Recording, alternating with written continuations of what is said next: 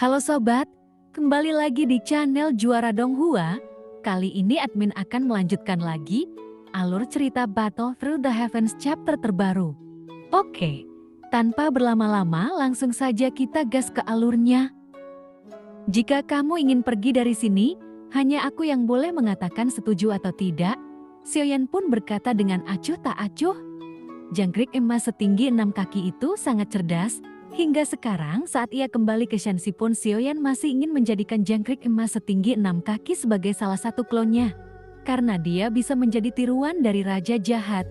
Dan kemampuannya tidak perlu diragukan lagi. Menurut apa yang Yuyan katakan, makhluk-makhluk yang tertelan olehnya mampu memperoleh kekuatan lawan secara singkat. Jadi kemampuan seperti itu sungguh luar biasa. Hanya saja jangkrik emas setinggi 6 kaki ini sepertinya tidak mengandung minyak atau garam. Setelah dipenjara di Lingsu karena rencana Xiaoyan pun khawatir dia semakin tidak puas dengannya di dalam hati. Saya mau bekerja sama dengan orang jahat karena aku terjebak di sini dan jika tidak aku pasti tidak akan bekerja sama dengannya. Sosok jangkrik itu berkata, menginginkan tubuhku, jangan pernah memikirkannya. Kamu hanyalah kura-kura di dalam guci sekarang. Xiaoyan pun lalu menjawab, tidak apa-apa jika Anda tidak mau, tidak peduli apa artinya. Jadi aku akan menggunakan kekuatan merebut tubuhmu untuk mengikismu secara perlahan. Melihat jangkrik emas setinggi 6 kaki itu begitu tangguh, Xiaoyan sedikit mengangkat sudut mulutnya. Sosok itu terlihat dengan sifatnya yang keras, namun jangkrik emas 6 kaki sebenarnya sangat takut pada Xiaoyan sejak awal. Lagi pula, setelah lepas dari kendali Tuan Jahat, menghabiskan waktu bertahun-tahun yang tak terhitung jumlahnya, itu akan melahirkan sebuah kebijaksanaan. Jadi secara tidak sadar, yang jahat masih menjadi yang utama. Ini tidak mungkin terjadi, kau tidak mungkin bisa mengambil tubuhku. Xiaoyan pun berkata, mengapa masih agresif? Jangkrik emas setinggi 6 kaki jelas masih sangat ketakutan. Mungkin karena ia memiliki kepercayaan diri sebelumnya. Tetapi setelah dipenjara di reruntuhan spiritual ini, itu telah merubah segalanya.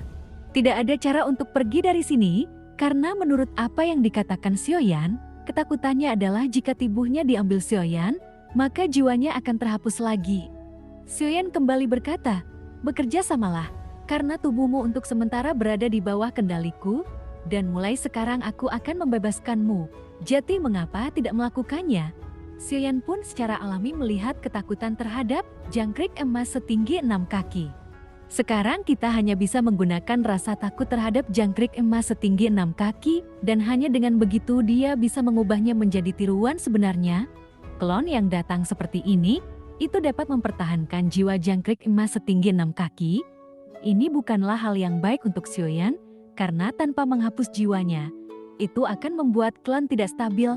Jika pada saat kritis, suatu ketika jiwanya memberontak, konsekuensinya bisa menjadi bencana. Tetapi jika jangkrik emas setinggi 6 kaki itu diambil secara paksa, maka akan sulit bagi Xiaoyan untuk berhasil untuk sementara waktu. Jangkrik emas setinggi 6 kaki tidaklah lemah, karena pada dasarnya dapat disimpulkan bahwa kekuatannya setidaknya adalah keabadian seorang dewa. Hanya saja Xiaoyan tidak bisa memastikan tingkat keabadiannya yang mana. Meskipun ia telah menembus langkah ke-9 dari keabadian Kaisar. Namun, masih ada kesenjangan besar antara hal itu dan keabadian Tuhan. Xiaoyan harus membayar mahal karena secara paksa merampas tubuhnya. Cara terbaik saat ini adalah bekerja sama dengan mereka, lalu mengendalikan tubuhnya untuk sementara. Karena jangkrik emas setinggi 6 kaki takut pada Raja Jahat, kemungkinan dia akan tunduk padanya. Selama Xiaoyan mengontrol tubuhnya, ia menemukan sesuatu yang salah, lalu kemudian ia langsung menyegelnya menjadi 9 peti mati. Ada 9 peti mati untuk Xiaoyan, dan itu tidak akan sepenuhnya hilang. Jadi tidak perlu takut. Xiaoyan berkata, aku tidak percaya padamu. Kata jangkrik emas setinggi 6 kaki dengan dingin, kamu tidak punya pilihan. Xiaoyan pun mengangkat bahunya. Kenapa kamu masih nakal? Tak tahu malu? Kata jangkrik emas setinggi 6 kaki dengan marah. Ia benar-benar ingin mencabik-cabik Xiaoyan. Tapi dia tidak bisa membunuh Xiaoyan. Dan hanya bisa frustrasi dengan keadaan. Jika Anda tidak mau bekerja sama, saya akan mengambil tindakan. Xiaoyan pun tersenyum. Sepertinya dia punya peluang untuk menang karena jangkrik emas setinggi 6 kaki tidak berani bertaruh. Bagaimana jika Anda benar-benar diculik? Saat ini, jiwa yang terlahir sekali lagi dikeluarkan dari tubuh dan menghilang ke udara. Sial, biarpun kita bekerja sama, tetapi juga harus ada tenggat waktunya. Siapa tahu Anda akan berubah pikiran di tengah jalan. Jangkrik emas setinggi 6 kaki mengertakkan gigi. Kamu terlalu berisik. Mau atau tidak, Xiaoyan mengerutkan kening. Itu sulit untuk waktu 1000 tahun, jadi aku akan memberimu waktu paling lama 10.000 tahun. Jangkrik emas setinggi 6 kaki juga terpaksa melakukannya, lalu dia mengertakkan gigi dan berkata, "Bisa, aku akan memberimu kebebasanmu dalam 10.000 tahun." Xiaoyan pun mengangguk. Jilei juga mencapai konsensus dengan Xiaoyan, namun dengan peningkatan kekuatan Xiaoyan, ada masalah pada waktu. Namun itu pada akhirnya tidak akan menjadi masalah, karena mungkin ribuan tahun kemudian, pertarungan antara Shenxi dan Taixu pasti akan berakhir. 10.000 tahun sudah cukup, tenangkan pikiranmu, karena aku tidak akan sepenuhnya mengambil alih tubuhmu. Dan jika selama periode di bawah kendali saya, jika Anda memiliki pikiran yang tidak patuh, aku akan sepenuhnya menghapus jiwamu dari tubuhmu. Xiaoyan pun juga mengatakan hal-hal buruk terlebih dahulu. Ia membiarkan jangkrik emas setinggi 6 kaki melepaskan pemikiran seperti itu.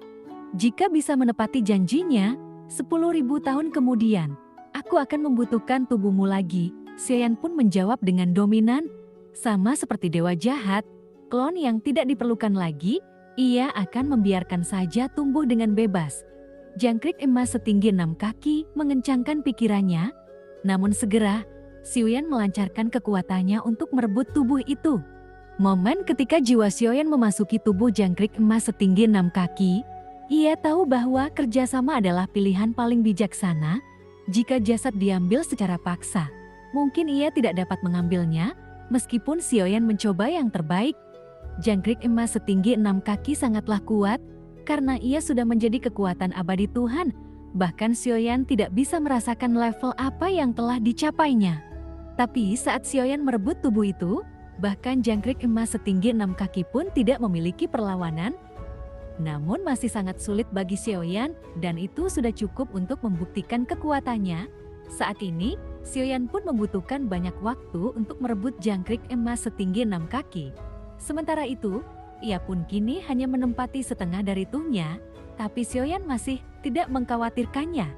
Dan setelah terus menempati 80%, Xiaoyan baru saja menyisakan ruang untuk jangkrik emas setinggi 6 kaki. Jangkrik emas setinggi 6 kaki menutup matanya saat ini, dan ketika matanya kembali, cahaya berbeda muncul di mata hitam itu. Sekarang tubuh ini milik Xiaoyan, dan tambahkan klon kuat lainnya untuk pertempuran berikutnya. Kemudian segera, sosok jangkrik emas setinggi 6 kaki menghilang ke dalam reruntuhan roh. Lalu Xiaoyan pun menyegelnya di 9 peti mati. Xiaoyan berkata, "Apakah mau keluar?" Xiaoyan melihat larva darah raksasa dan Padaji. Keduanya saat ini bersembunyi di samping, tepatnya di luar Lingsu. Mungkin mereka tidak takut pada Xiaoyan. Ibarat seperti di halaman rumah Xiaoyan, jadi mereka tidak berani melakukan kesalahan. Keduanya diam di samping, tidak berbicara, dan mereka bahkan tidak melihat ke arah Xiaoyan juga. Setelah mendapatkan jangkrik emas setinggi 6 kaki sebagai tiruan, kemudian Xiaoyan pun mundur dari pagoda Zichen Suling. Ada sesuatu yang bisa dipelajari kali ini, lalu Xiaoyan membalikan telapak tangannya. Dia mengeluarkan bendera penekan jiwa dan mengibarkannya dengan keras di udara. Kemudian sesosok tubuh berwarna putih muncul. Sosok tersebut tak lain adalah Ding Mao yang dititipi Dewa Juyang. "Ding Mao, apakah Tuan Muwaken?" Xiaoyan bertanya dengan sadar. Namun tidak mungkin untuk memastikan apakah hal ini benar adanya. Kemudian mata Xiaoyan langsung tertuju pada pria berjubah putih, dan jika dilihat dari fitur wajahnya yang agak kaku, padahal dia berpura-pura terlihat seperti manusia, tetapi masih bisa melihatnya benda ini sama sekali bukan manusia. "Tuan, saya tidak memiliki tuan." Suara Din Mao menjadi lebih dalam, dan kemudian menjadi sedikit gila. Xiaoyan sedikit mengernyit ketika melihat Din Mao. Ini jelas tidak sesederhana roh pedang seperti yang dikatakan Wakan. Apakah kamu mengenali pedang ini? Xiaoyan mengeluarkan pedang Dongji dari batu gioknya lagi. Saat pedang ini muncul, lalu dia menikam ke arah Din Mo. Namun sebelum menusuknya, Xiaoyan baru saja mengendalikannya dan pedang ini digantung di depan Din Mo.